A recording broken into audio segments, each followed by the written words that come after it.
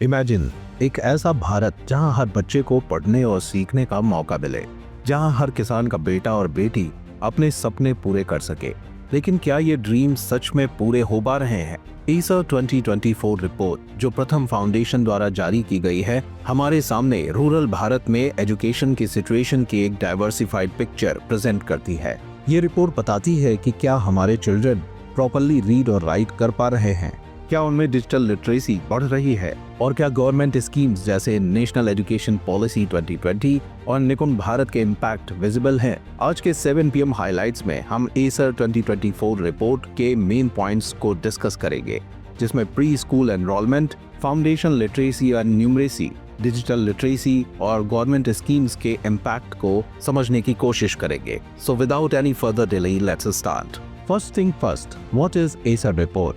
Acer यानी annual status of education report Pratham education foundation द्वारा 2005 से रिलीज की जा रही है। यह रिपोर्ट रूरल भारत के हर कोने में एजुकेशन के स्टेटस को एनालाइज करती है और बच्चों के पढ़ने और लिखने की क्षमता का असेसमेंट करती है। 2016 के बाद से यह रिपोर्ट बाई एनुअल हो गई है और गवर्नमेंट इसे अपनी पॉलिसीज बनाने के लिए रेफर करती है। The ASER 2024 survey was conducted in 17,997 villages across 605 rural districts.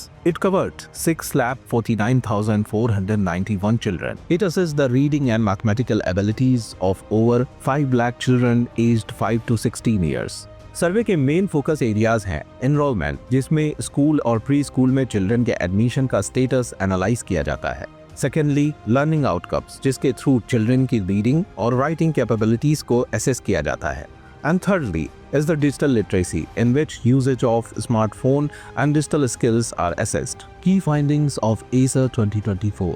ASER 2024 report के अकॉर्डिंग रूरल भारत में एजुकेशनल स्टेटस में कुछ इम्प्रूवमेंट तो हुए हैं, लेकिन अभी भी कई चैलेंजेस हैं। ASER 2024 के मुताबिक 3 से 5 साल के बच्चों का प्री स्कूल एनरोलमेंट 77.4% तक पहुंच गया है, जो अर्ली चाइल्डहुड एजुकेशन के प्रति बढ़ती अवेयरनेस को शो करता है। ज्यादातर बच्चे LKG, UKG और आंगनवाड़ी में शामिल हो रहे हैं। फाउंडेशनल लिटरेसी और न्यूमरेसी के मैटर में इम्प्रूवमेंट देखने को मिला है। क्लास 3 के 27.1% चिल्ड्रन और क्लास 5 के 48.8% चिल्ड्रन अब क्लास 2 लेवल के टेक्स्ट को रीड करने में कैपेबल हैं। However, many children are still lagging behind in math, with 2/3 of class 3 students struggling with subtraction and only 30.7% of class 5 students able to do division.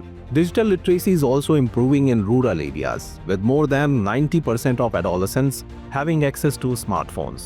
14 to 16 years के 89% बच्चों के पास smartphones हैं, लेकिन सिर्फ 31.4% के पास पर्सनल डिवाइसेस हैं। इनमें जेंडर गैप भी विजिबल है, जिसमें 80.1% लड़के इंफॉर्मेशन ब्राउज कर पा रहे हैं, जबकि लड़कियों का यह परसेंटेज 78.6% है।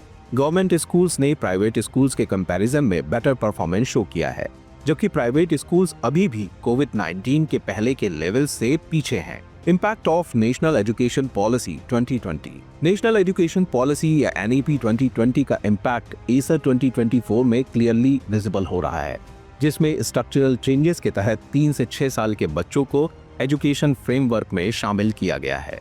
2021 में लॉन्च निपुण भारत इनिशिएटिव का टारगेट 2026-27 तक यूनिवर्सल फाउंडेशनल लिटरेसी और न्यूमरेसी अचीव करना है। इस इनिशिएटिव के तहत 83% स्कूल्स में फाउंडेशनल लिटरेसी एंड न्यूमरेसी और FLN एक्टिविटीज इंप्लीमेंट की गई हैं, जो अर्ली एजुकेशन और लर्निंग आउटकम सुधारने की दिशा में एक बड़ा कदम है। Importance of early childhood care and education. Early childhood care and education बच्चों के कॉग्निटिव और सोशल डेवलपमेंट के लिए बेहद जरूरी है।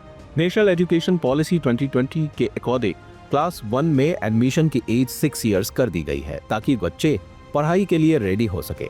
आंगनवाड़ी इसमें इम्पोर्टेंट रोल प्ले कर रहे हैं, लेकिन चैलेंजेस भी हैं, जैसे कि डेटा कलेक्शन, बजट और रिसोर्सेज की कमी। सरकार में स्कूल एजुकेशन को इम्प्रूव करने के लिए कई स्कीम्स लॉन्च की है, जिसमें सर्व शिक्षा अभियान SSA का गोल यूनिवर्सल एलिमेंट्री एजुकेशन इंश्योर करना है, जबकि PM पोषण इसकी बच्चों को न्यूट्रिशियस फूड प्रोवाइड करने पर फोकस करती है। डिजिटल लर्निंग को बढ़ावा देने के लिए स्वयं प्रोग्राम शुरू किया गया है, जबकि गर्ल्स की एजुकेशन को इनकरेज करने के लिए बेटी बचाओ बेटी पढ़ाओ स्कीम चलाई जा रही है। All these initiatives are a significant step towards strengthening the education system and ensuring quality education reaches every child. प्रथम अप्रोच। एसर रिपोर्ट के मुताबिक अगले कदम के लिए प्रथम अप्रोच अडॉप्ट किया जा सकता है, जिसमें नेशनल एजुकेशन पॉलिसी 2020 को और स्ट्रॉन्ग बनाने के लिए पॉलिसी रीइंफोर्समेंट जरूरी है। रिसोर्स एलोकेशन के थ्रू गवर्नमेंट स्कूल्स के लिए फंडिंग बढ़ाई जा सकती है, जबकि एक्सेस एंड इक्विटी इंश्योर करने से हर बच्चे तक क्वालिटी एजुकेशन पहुंच सकेगी।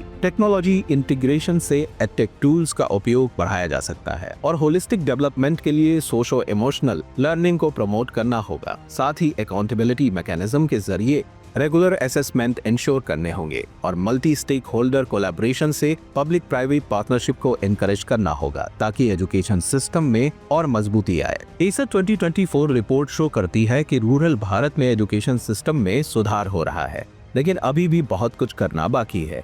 प्री स्कूल एनरोलमेंट और फाउंडेशनल लिटरेसी में अच्छी ग्रोथ देखी गई है, लेकिन डिजिटल डिवाइड और मैथ्स लर्निंग में चैलेंजेस अभी भी बने हुए हैं। नेशनल एजुकेशन पॉलिसी 2020 और निपुण भारत जैसे गवर्नमेंट इनिशिएटिव का इम्पैक्ट विजिबल है, लेकिन इन्हें और मजबूत करने की जरूरत है।